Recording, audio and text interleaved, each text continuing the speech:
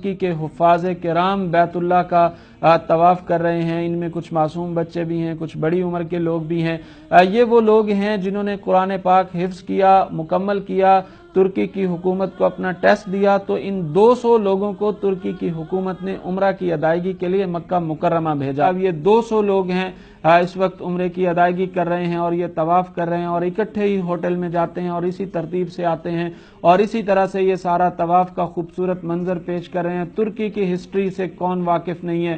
ابھی اگر ہم 100 سال پہلے کی بات کریں, 1923 میں جب خلافت عثمانیہ یہاں سے ختم کی گئی اور پھر سیکولر آئین, سیکولر طریقے, قرآن پاک پڑھنے پر پابندی, حجاب لینے پر پابندی, داڑھی رکھنے پر پابندی, قرآن پاک کی عوامی جگہ پر تلاوت پر پابندی, سب پابندیاں آئیں. لیکن اب ترکی پھر خلافت عثمانیہ کی طرف لوٹ رہا ہے اور عظیم گریٹ رجب طیب اردگان اس حوالے سے اپنا کردار ادا کر رہے ہیں. آج ترکی کے اسکولوں میں باقاعدہ قرآن پاک کی کلاسز کا آغاز کیا جا رہا ہے, حفظ کی کلاسز کا آغاز کیا جا رہا ہے, یونیورسٹیوں میں لوگ اپنے طور پر قرآن مجید یاد کر رہے ہیں اور پھر جو قرآن مجید یاد کر لیتا ہے ترکی حکومت ایک جماعت کی شکل بنا کر انہیں عمرے کی صورت میں انعام دیتی ہے, عمرے کے لیے بھیج دیتی ہے.